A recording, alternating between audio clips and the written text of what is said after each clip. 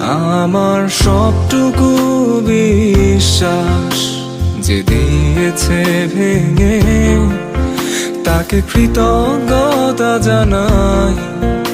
সে দিয়েছে আমার অন্ধ চোখে আলো, যার বিশালতার মাঝে আমি একটুকু পাইনি ঠাই।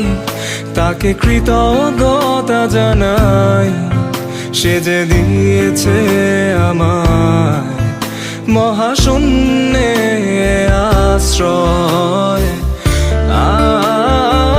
আমার সব অপূর্ণতায় যেন হয় আমার শূন্য পথের প্রতি শ্রেয়তম আশীর্বাদ।